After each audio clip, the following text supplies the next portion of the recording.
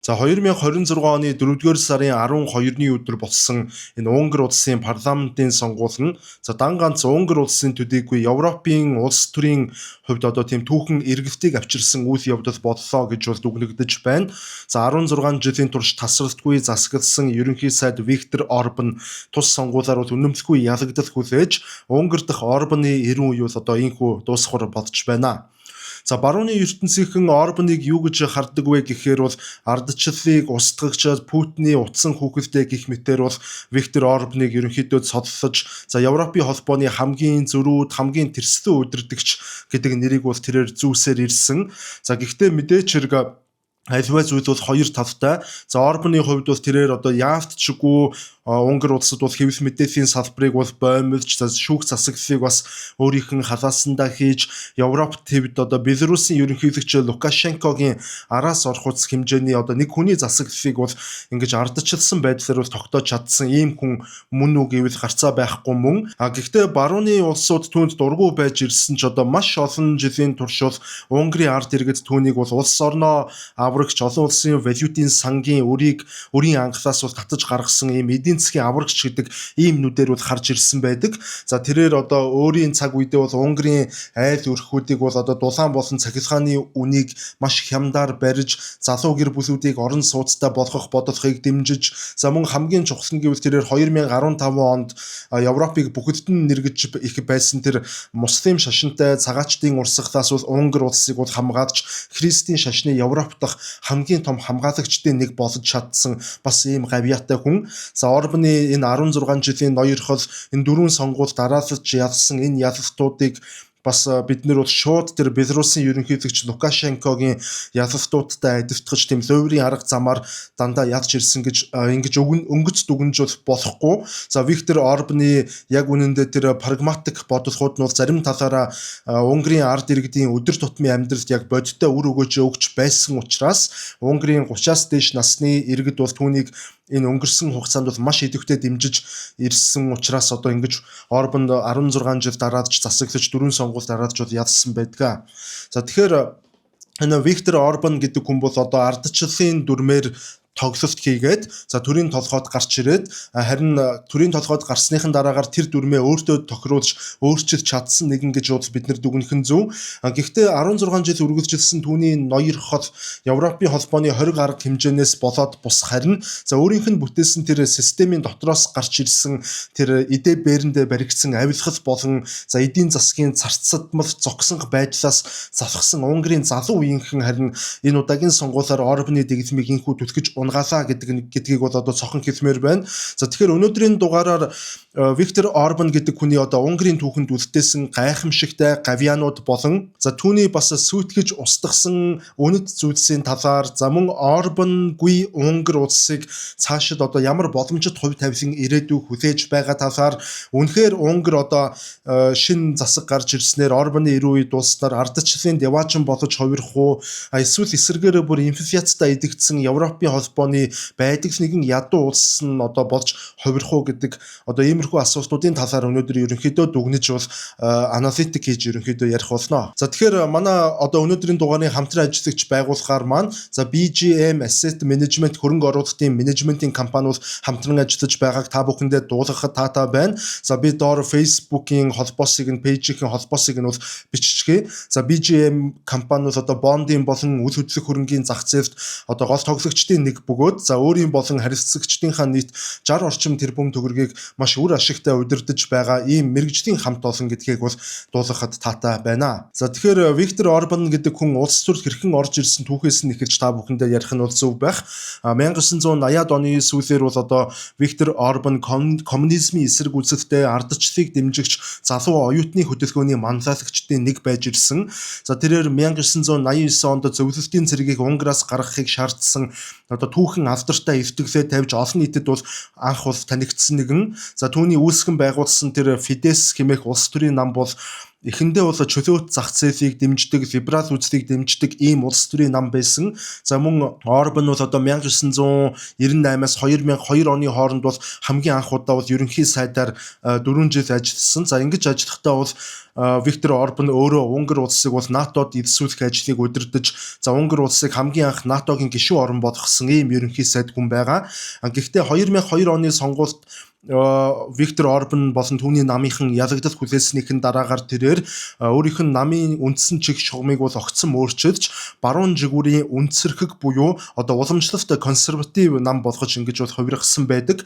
За Орбан өөрийн улс төрийн одоо загвараа бол аль бие ёсоор либерал одоо ардчлал гэдэг одоо ийм загварыг бол одоо загварыг ширжүүлсэн гэж нэрлэдэг байгаа. За энэ либерал гэдэг ардчлал гэдэг нь бол одоо ямар учиртай юм бэ гэхээр сонгуул болдог боловч за яг энэ либерал ардчлалын үндсэн элементүүд болох одоо зарим нэг элементүүд болох хэвлэлийн эрх чөлөө, за хараат бус шүүхийн тогтолцоо, төрийн бус байгууллагуудын үйл ажиллагаа зэрэг иймэрхүү салбаруудыг бол одоо маш ихээр ингэж төрийн мэдлэлээр ингэж бүрэн эрх чөлөөг нь хязгаарладаг одоо ийм тогтолцоо гэж бол хэдүүлээ ойлгож болно.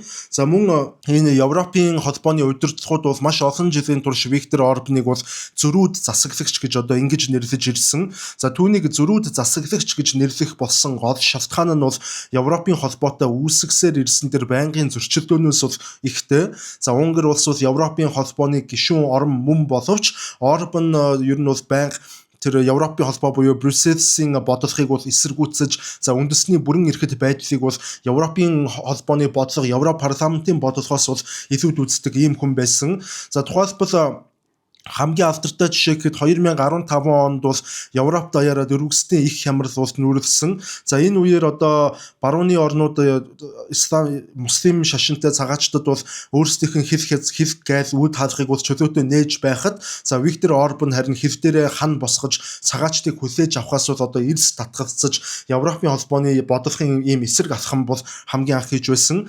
За мөн одоо Европын орнууд Оросын холбооны улс болон бүгд найрамдах Хятад ард улсаас аль болох зайлсхийж байх үед бол Виктор Орбан, Владимир Путин болон Ши Жинпин нартай бол эдийн засаг болон улс төрийн нэгт харилцаагаа харин ч эсэргээрээ улам гүнзгийрүүлж эхэлсэн ийм улс төрчим. За түүнчлэн энэ Орос, Украины дайны үеэр Унгар улс Оросын эсрэг Европын холбооны зарим хориг арга хэмжээнүүд болон за Украинд үзүүлэх тэр санхүүгийн тусламжид бол удаа дараа хориг буюу бид бүхний мэддгээр бол ветог тавьж за шийдвэр гаргах үйл явцыг бол маш олон удаа ингэж удаашруулж байсан нь Европын холбооны тэр холбоотнуудын дургуутсыг бол маш ихээр хүргэдэг байсан.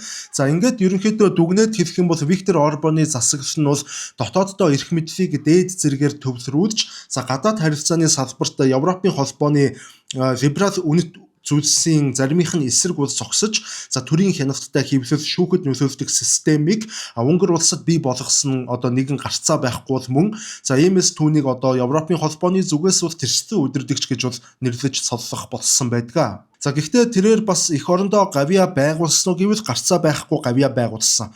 Гол нь яагаад Унгарын ард түмэн түүнийг бүхэл бүтэн 16 жилийн турш ингэж тасралтгүй сонгох хэмжээний итгэл хүлээснийг яг илүү дутуу давс хачиргүйгээр эсвэл одоо энэ хүн Оросын хүүхэлдэйч гэдэг юм уу ийм зүйлхүүгээр яг нөгөө бодит нүдээр бол бид нар харах хэрэгтэй.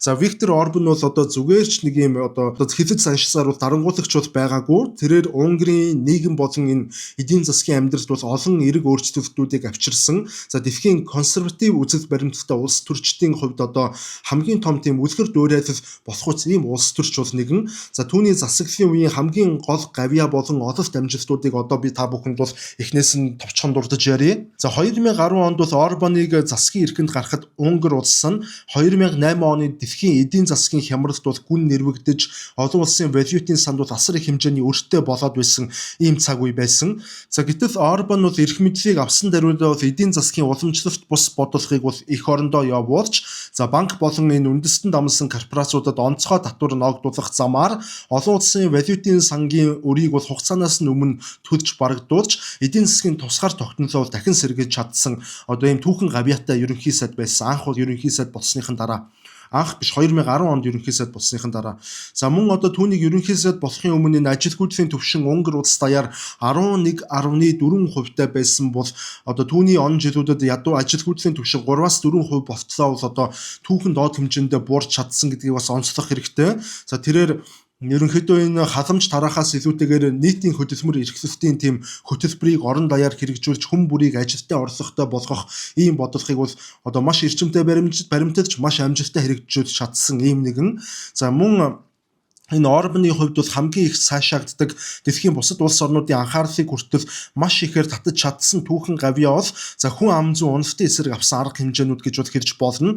За өнөөдөр юу болж байгаа нөхөр барууны орнуудын хүн амын өсөлт бол ерөнхийдөө маш хүнд байдалд бол орчихсон. За ер нь бол тэнд байгаа муслим шашинтай цагаачдын тоо толгой бол илүү одоо уугуул иргэдээсээ илүү хурдтай өсөж байгаа. За иймээс одоо барууны орнуудын хүн амын дутагдал болон энэ ажиллах хүчний хомсдлоо нүхэхийн тулд цагаачтаар бол орлуулах ийм бодлогыг баримталж бол одоо аж үйлдвэрлэлийн салбарын уналтыг ингэж аргалж орлуулж байгаа.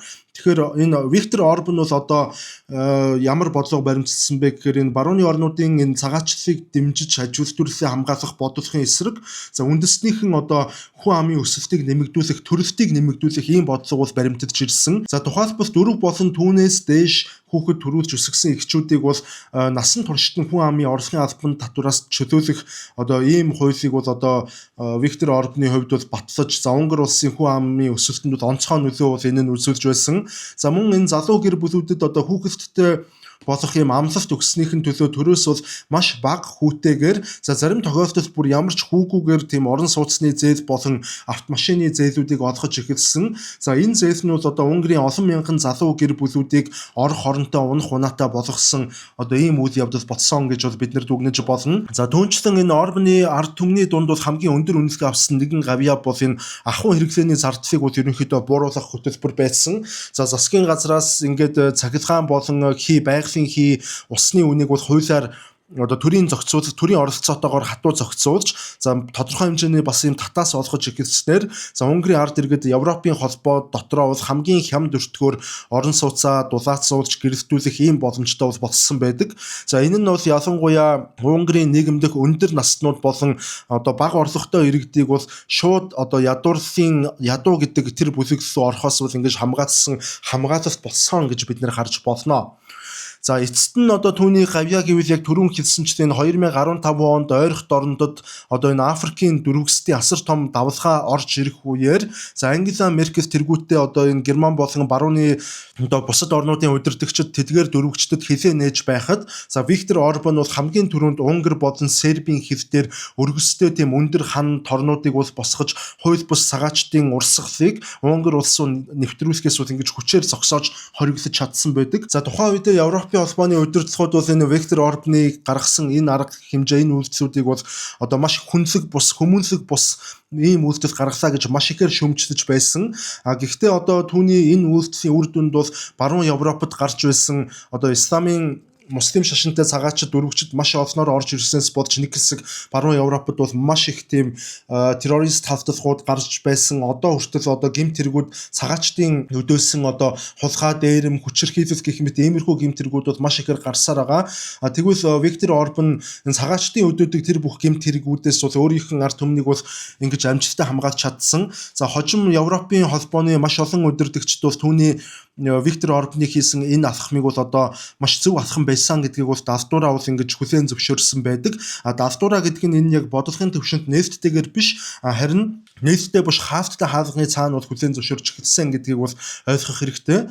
За тэрээр ерөнхийдөө энэ дөрвөсдийн хямралын үед бол Европын холбооны цагаачлалын бодлогыг цорын ганцаараа бол ингэж шүүмжилж за Унгар улсад эзэн байх ёстой гэдэг энэ бодлогыг баримталж Унгар даяар одоо үндэсний үзлийг бол дахин сэргээж одоо үндэсний бахархлыг бол сэргээж чадсан. За үндэсний үзэл гэхээр одоо зарим хүмүүс бол нөгөө нэг нацист, фашист, национал социалист гэх мэтэр нөгөө Хитлер болон Муссолинийн гаргаж ирсэн тэр үндэсний үзэл гэж бол андуураад байдаг. Тэд нар бол экстрим үзэл гэдгийг бол ойлгох хэрэгтэй. Үндэсний үзэл гэдэг бол өөрөө зүгээр эх орондоо хайртай, эх орондоо одоо иргэн хүн эзэн байх ёстой гэдэг тэр үндэсний бахархлыг сэргээсэн ийм л үзэл байдгаас биш одоо арьс өнгөөр ядгуурлан гадуурхах ч юм уу одоо бусдыг хэн нэгнийг дайсан гэж соллож аль нэг үндэстэн аль нэг арьсны өнгөтнийг бол ядгуурлаж гадуурхах тэр үзэл бол үндэсний үзэл бол биш юм шүү гэдгийг бол энэ ч хальт залруулах хэлмээр байна. За тэгээд ямар ч хэлсэн Орбаны хийсэн одоо энэ бүх цагаачлалын эсрэг алхмууд нь цаашдаа ямар үр дүнг дагуулсан бэ гэхээр Европын улс орнуудын удирдагчид болон Европын улс орнуудын ард иргэд Унгар улсыг бол айжмдаа энэ христийн шашныг хамгаалагч үндэстэн гэдэг одоо ийм эрг имижтэй болгоход тусалсан байдаг. За үүн дээр нэмээд хэлэхэд бол Орбан гэдэг хүн одоо өнөөдрийн нийгэмд дэлхийд даяар газар аваад байгаа энэ хүйсийн арай өөр чиг баримжаа буюу 3 дахь хүйс LGBT гэх мэт одоо иймэрхүү суртал ухуулгуудыг за сургууль болон цэцэрлэгийн насны хүүхдүүдэд хүрхэхээс нь ингэж хамгаалсан ийм хуулийг бол баталсан. Шууд одоо энэ юу гэсэн үг гэвэл мэдээч хэрэг шууд тэр LGBT хүмүүсийг бол ингэж эсэргүүцэж тэр хүмүүсийг бүр ингэж улаан сайн чичилж дайраагүй харин энэ LGBT-гийн суртал ухуулга одоо пропагандач гэдэг юм уу иймэрхүү зүйлсийг нөх хүүхдүүдэд хүрэхээс нь ингэж хамгаалаад хүүхдүүдээс сааглаад өгсөн ийм хуулийг баталсан. За энэ явдал нь бол хүмүүст маш их таалагдсан. Тэгээд христийн шашны одоо эн чинь маш христийн шашинлаг улс шүү дээ Унгар чинь.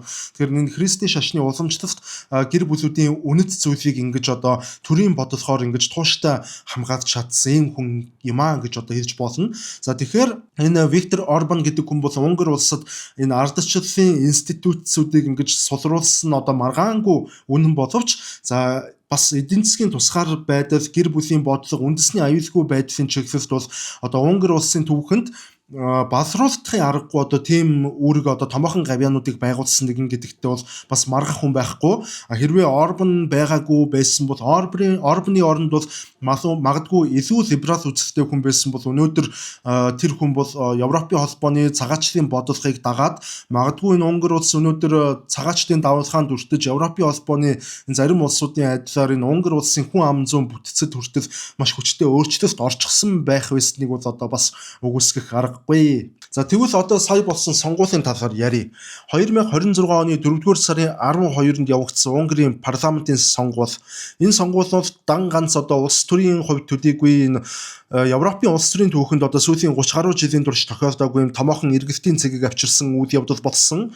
За 16 жил бол тасралтгүй үнэмлэхгүй олонхын саналаар засаглаж өөрийн гэсэн сая ярьсан энэ либерал системийг бүрэн угсарсан ерөнхий сайд Виктор Орбаны Фидес нам энэ удаагийн сонгуулиар бут нэргүүлсэн. За сонгуулийн энэ урьдчилсан дүнгээр бол одоо Петер Мажарын тэргүүлсэн сөрөг хүчний Тиса нам бол парламентын одоо 199 суудлаас 138-аас 141 орчим суудлыг бол авч за нийт саналын 53-аас 55%-ийг бол ганцаараа хуу хамж за Унгарын парламентод бол үнэнцгүй ясалт бол байгуулсан. За харин Орбаны энэ 16 жил засаглаж ирсэн Фидес нам бол одоо дөнгөж 52-оос 55 суудлыг бол авсан. За харин хэд барууны үзэлтэй Эх орон нам бол дөнгөж 6хан суудал авснаар ингэж одоо ийм бүтцтэйгээр Унгарын шинэ парламент бол бүрддэхэр болсон.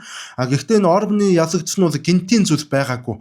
За түүний ялагдалт бол одоо хэд хэдэн зүйл бол маш хүчтэй нөлөөлсөн гэж дүгнэж болно. За Орбаны засаглалын энэ ихэнх үед бол ард түмнийг одоо энэ татаж байсан тэр эдийн засгийн тогтвортой байдал бол за сүүлийн жилүүдэд бол маш ихээр автагдаж эхэлсэн нь бол Орбаны уналтанд маш хүчтэй нөлөөлсөн. За Унгар улс даяар бол ерөнхийдөө сүүлийн жилүүдэд инфляц маш өндөр өсөж за амжиргааны энэ өртөг бол бас огцом нэмэгдэж эхэлсэн нь за хүмүүсийн өдөр тутмын амьдралд бол маш хүн дээр тусаж за хөдөө орон нутгийн болон энэ ажилчин ангийн сонгогчид одоо үүний үр дүнд бол Виктор Орбанаас нүр буруулахад бол хүрсэн гэж хэлж болно.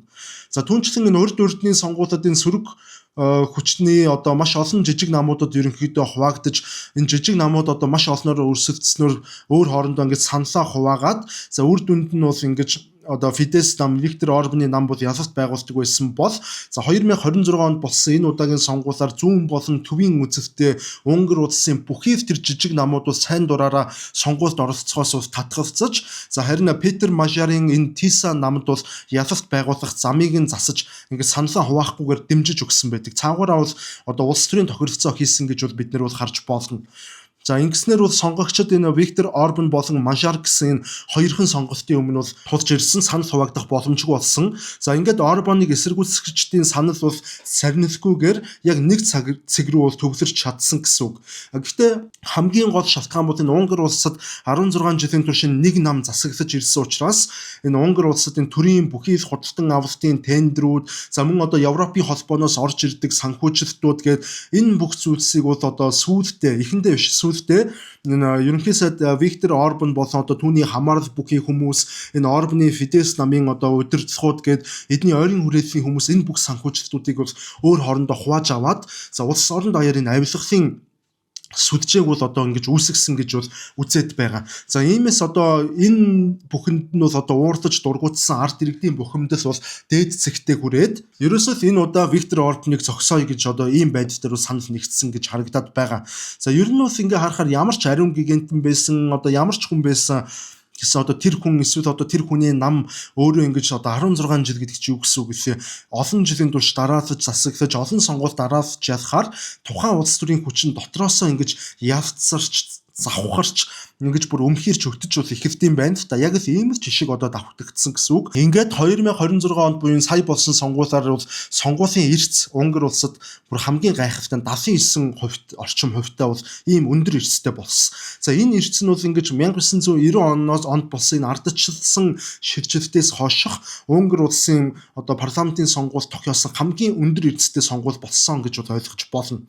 За өмнөх сонгуулийн эрс одоо гэж бол ойлгож болно. За өмнө нь бол ерөнхийдөө сонгуулийн эрс өндөр байх тусам Фидес намд бол ашигтай байдгаа гэдэг ийм бичигдээгүй хууль байсан боловч за энэ удаа бол ингэж цоо шин урд өмнө ерөөсөө тэгж улс төрийн сонгуульд оролцож саналаа өгдөггүй байсан, сонгуулаа өгдөггүй итгэл найдвараа алдчихсан эсвэл одоо тэр залхуураад за энэ улс төр надад хамаагүйгээ явчихдаг энэ бүх залуучууд энэ удаагийн сонгуулиар бол одоо маш идэвхтэй оролцож сонгуулаа өгсөн гэсэн үг. За ингээд энэ залуучуудын шин давлгаа, залуучуудын шин төрлөг ингэж орж ирснээр Унгар улсад энэ ардчилсан замаар одоо ингэж төрийн эргэлт хийж одоо ард иргэд залуучууд энэ Виктор Орбаны 16 жилийн засаглалыг бол одоо нурааж унахсан гэж бол одоо ингэж бид нар бол ойлгож болно. За энэ ялагдт нь бол одоо зөвхөн Виктор Орбан гэдэг хүний одоо хувийн ялагдал бас байгаагүй. За энэ нь бол одоо тэр бүх залуучуудыг нөө сонгуулаа өгдөггүй ингээ яваад байдаг гэсэн залуучуудыг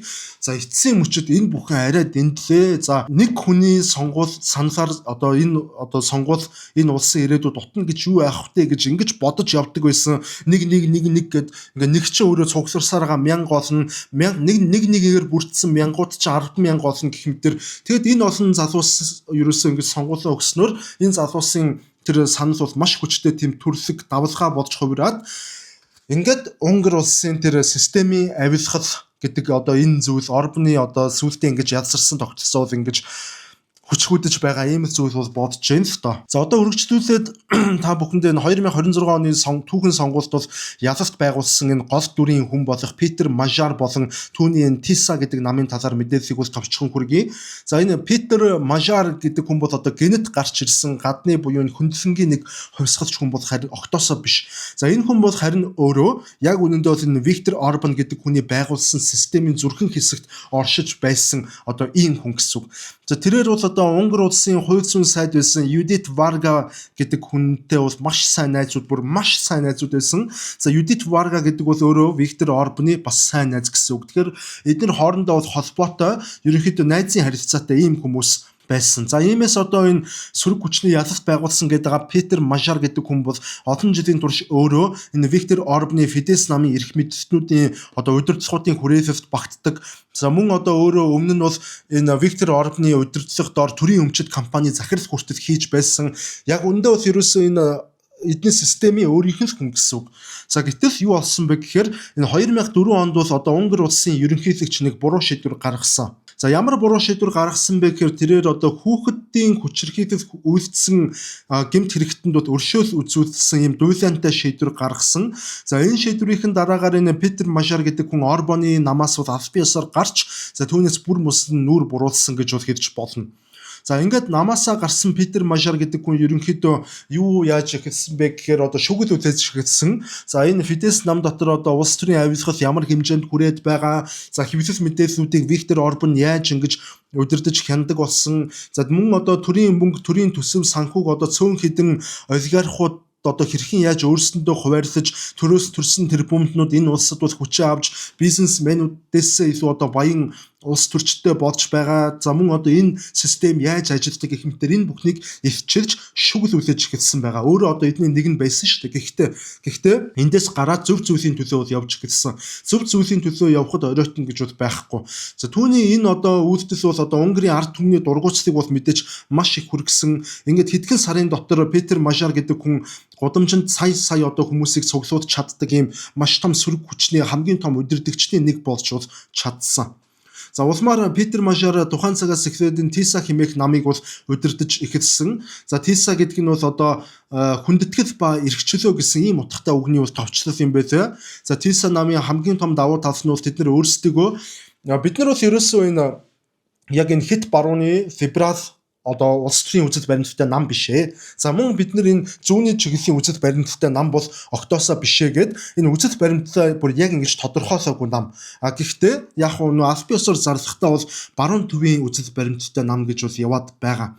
Баруун төвийн үзэл баримт гэдэг чинь өөрөө юу гэсэн үг гэхээр өнөөдөр манай ардчилсан нам бол өөрийгөө баруун төвийн үзэл баримттай гэж явдаг. Гэтэл баруун төв гэхээр бид нар нөгөө либерал гэж бол шууд ойлгоод байдаг үггүй. Либерал баруун төв гэдэг чинь либерал элементүүдээс нөгөө хэрэгтэй зүйлсийг нь бол авна. Консерватив элементүүдээс хэрэгтэй зүйлсийг нь авна. Тэгэхээр нөгөө консерватив болон либерал үзлүүдийн одоо ийм холимог нийлмэл үнэт зүйлийг бүрдүүлсэн ийм намаас гэж бол ойлгоод байгаа. Энэ бол нөгөө нэг яг зөвлөлтөө нөгөө дундын үнэт зүйлтэй нам гэсэн үг. Яг социал демократ интерес бол өөр. За Монголын улс төрийг ингээ ярих гад хобби өрөөдөх. За ямар ч хэлсэн одоо ингэж баруун төвийн үзэл баримттай гэж өөрийнх нь намыг зарласнаар ингээд 16 жил тус улсад бол ялалт байгуулсан Виктор Орбаны намаас ингээд завхсан маш олон хүмүүс. За мөн одоо энэ Орбаны тойрон хүрээлэгчдийн авилгын сүлжээ болон эдийн засгийн бодлоход эцэст нь урам хугарч туйлдсан одоо Орбаны тэр Фидес намын одоо дэмжигчид, хуучин сонгогчид хүртэл ингээд бүгд итгэл найдвар нь мөхөөд за энэ удаа хангалттай энэ удаа бид нэр улс төрийн шинэ хүчнийг ингэж дэмжиа гингуута Тиса намыг бол дэмжиж байгаа Петр Мажарын. За мөн одоо энэ Унгар улс бол одоо ардчлалаас ухралт хийгсэн гэх шалтгаанаар бол Европын холбооны зүгээс Виктор Орбаны засаглалын үед бол олон тэрбум еврогийн тусламжийг бол зарцаагаад байсан. Нөгөө Унгарт өгье гэж ярьжсэн тусламжуудаа ингээ болцсон гэсэн үг. Яагаад тэгэхээр эдгээр одоо нөгөө нэг Европын холбооны үнэт зүйлсээс татгалзаад байна гэдэг шалтгаанаар тэгэхээр Петр Мажарын хувьд бол яажсан бэ гэхээр ерөнхийдөө Европын холбоотой бол мөрийн хөтөлбөртөө бол Унгар улс дахин хэвийн харилцаатай найрсаг харилцаатай болно. За тэгээд мөн одоо энэ зарцаагдсан бүх хөрөнгийг бол бид нэр дахин нэгээд Унгар улсын эдийн засагт бол эргэж оруулах болно гэдэг одоо ийм амлалтыг бол өгсөн. За түүнчлэн Унгар улсад бол Виктор Орбан шиг одоо хэн нэгэн дахиж ингэж урт хугацаанд одоо эрх мэдлийг атгаж ингэж бүхэлдээ 16 жилийн турш ингэж хаанчлах байдлаас сэргийлэхийн тулд Петр Мажар гэдэг хүн ямар мөрийн хөтөлбөр тавьж ямар амлалт өгсөн бэ гэхээр ерөнхий сайдын тушаалыг дээд тал нь одоо 2 бүрийн эрхийн хугацаагаар буюу дээд тал нь ингэж 8 жилээр л хязгаарлагддаг одоо ийм хуулийг үндсэн хуулинд одоо оруулж өөрчлөлт хийнэ гэдэг ийм амлалтыг бол ард түмэндээ өгсөн нь бол маш их таалагдсан. За мөн энэ Орбаны үед одоо хамгийн их орхигдож за баг одоо ингэж ялцралт автаад байсан салбарууд болох энэ улсын эмнэлгүүдийн салбар, эрүүл мэндийн салбар болон сургууль боловсролын салбаруудын төсвийг бол эрс нэмэгдүүлж за системээр эрүүл мэнд болон боловсрол хоёрын одоо салбарыг бол шинжилнэ гэдэг ийм бодлогыг бол гаргаж ирээд байгаа. Одоо ингээд ерөнхийдөө анзаарах юм бол яг Унгар улс болон Монгол улс хоёрын зарим зүйл нь бол одоо ойролцоогоо нэг нам ингэж хоёулаа ингэж маш олон жилийн турш засагласан. Гэхдээ яг Унгарийн Виктор Орбан бол манай нөгөө нэг хэдээс бол харьцуулахад нөгөө илүү тогтвортой засаглангуудаа нөгөө талыг нь өөртөө талыг нь баг улс орондоо гэдэг чинь яг манайхныг одоо арай нэг юм хийсэн хүн байгаад байгаа. Манай энэ нөгөө засагладаг нөхдүүдийг бодохоор тэгэн гутаа өөр нэг муухай юм харагдаж байгаа нь болохоор энэ Унгар улсын эрүүл мэнд болон боловсролын салбар бол бүрэн сүрчгсэн байсан. Нөгөө зөвлөлт холбоот улсаас хойш нөгөө системийн гажуул үүсэж байгаа ш. Нөгөө зөвлөлтийн үед бол ингээд зөвлөлтийн систем арга барилаар бол ингээд хүүхдүүдийг нөгөө сургадаг. Зөвлөлт маягийн боловсролын систем угаасаа тогтцсон байдаг гэсэн. Нөгөө коммунист блокийн, социалист блокийн бүх улсуудад 90 онд тэр нь ингээд задрангууд ингээ баруун нэгч дагах юм шиг, Оросч дагах юм шиг ингээ дунд нь ингээ боловсролын салбар ингээ орхигдсон байсан. За манай улсад бас яг ийм юм болсон. Одоо боловсролын салбарууд ингээ орхигдсон. Боловсролын салбар орхигдно гэдэг чинь бол өөрөө Монгол улсын ирээдүй бол ингээ маш хүнд байдалд орж ийн гэсэн үг. Ирээдүгөө бид нар бол орхичихно гэсэн үг. Гэтэл энэ улсад чинь хэн өөрчлөх юм гэхээр ирээдүй үеэс өөрчлөсөн тэр боломжийг бол ингээ бид нар өөрөөсөө ингэж төсөн мөнгөнд баг тавьдаг ч юм уу, боловсролын салбарыг ямар ч хэлсэн ингээ эвгүүл юм боловчлоо. Сая бас өөр нам нэг жижиг нам боловсролын салбарыг аваад бас нэг нэлээд самарсан зүйл явуулж болох шиг бодлоо гэж харагдаад байгаа.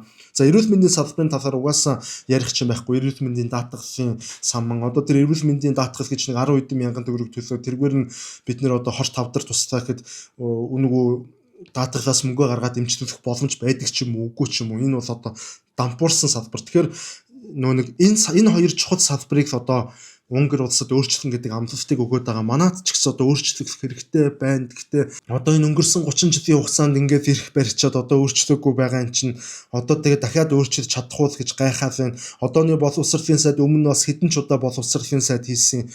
Гэх мэтэр одоо дотоодын улс төрөө яриад байна. За ингээд ерөнхийдөө дүгнэлт хэлэх юм бол энэ Петр Мажар болон энэ Тиса нам нь одоо ингээ Унгарын ард түмэнд ерөнхийдөө авилгахгүй ардчилсан. За мөн энэ Европын холбоотой хамтран ажилладаг. Гэхдээ үндэсний үнэт зүйлсээ бас ингэж одоо дээдвдэг одоо ийм нам болж ерөнхийдөө харагдсанаар ард түмний итгэл найдварыг бол авч чадсан гэж ойлгож болно. За мөн одоо энэ Петр Мажар гэдэг хүн бол өөрөө хуучин системээс буюу энэ Виктор Орбаны системийн дотроос төрөн гарсан ийм хүн учраас энэ хүн энэ хуучин системээ маш сайн мэддэг. Тэгэхээр ямар ойлголт төрж байна гэхээр магадгүй зарим талаараа энэ хуучин системийг хамгийн сайн мэддэг хүн нь өөрөө хуучин системийн хамгийн эмзэг сэгүүдийг мэддэг учраас хуучин системээ унтраах, хуучин системийг устгах бүрэн хүчтэй, бүрэн мэдээлэлтэй байдаг байж магадгүй гэдэг одоо иймэрхүү ойлголт бол одоо ард түмэнд нас төрөөд энэ хүнийг одоо хуучин системийг унтраахын тулд, хуучин системийг мөхөөхийн тулд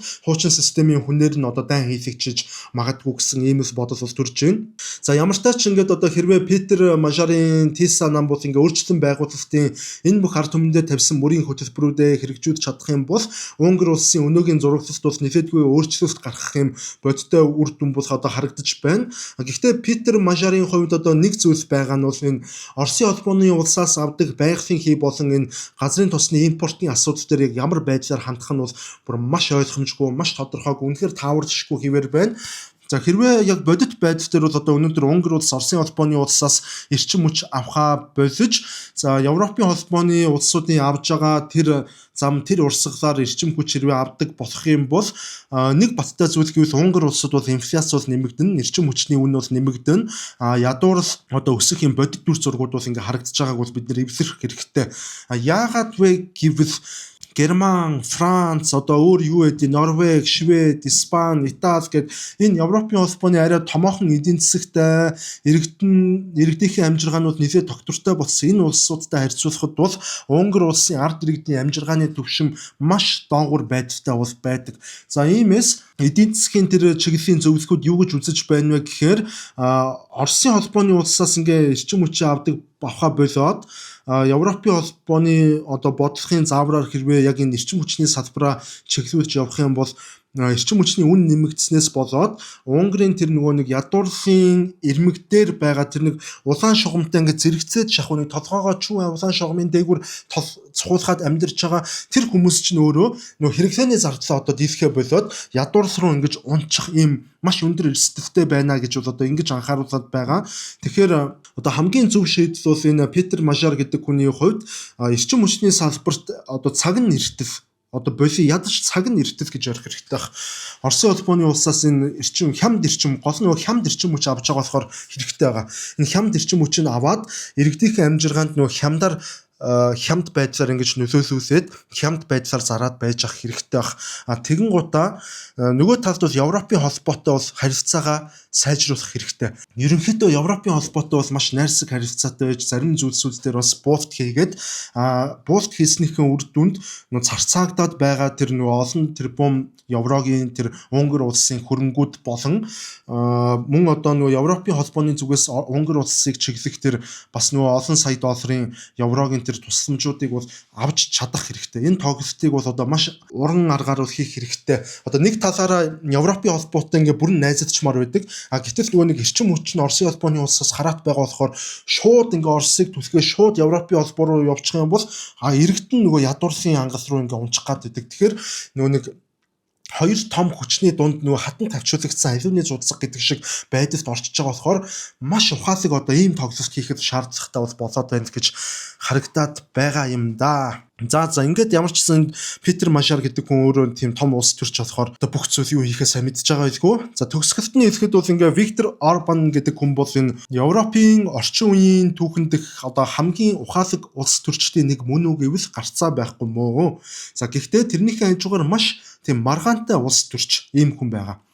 За тэрээр эдийн засгийн хямралд өртөж одоо хөлтөөр босгон битгийс доошо шалаараа унчхаад байгаа тэр улсын ерөнхий сайд болоод за Унгар улсыг ямар ч байсан нэг юм хөлтөөр нь босгож одоо ажилгүйдлийн төвшинг бол эрс бууруулж за мөн Унгарын ард иргэдийн дунд тэр үндэсний бахархлыг нь сэргээж муслим шашинтны цагаачтаас эх орноо хамгаалж христийн шашны үнэт зүйлийг ингэж аварч үлдэж чадсан гавьяатай нэгэн мөн боловч за өөрийн тэр бүтээсэн эрх мэдэлтэй бол дэндүү согтож сохорч за эцэстээ бол одоо хит нэг талдаа бол туулшраад ардчлалаас тэгж ухарсан алхам хийж за бүр өөрийнх нь тэр засаглалыг бол либерал бус харин либерал гэдэг одоо ийм шин засаглалыг байгуулж ийм либерал вант улсыг бол байгуулсан нэгэн за эцэст нь ингээд ямар үр дүнд хүрч ийнэ гэхээр хөндлөнгийн хэн нэгэн биш ямар нэгэн шинээр гарч ирсэн хувьсгалт тэмцэгч биш харин өөрийнх нь намын дотроос тэгж өндийж эрх мэдэлд хүрч байсан тэр Питер Мажор тэргүүтээ шинэ үеийн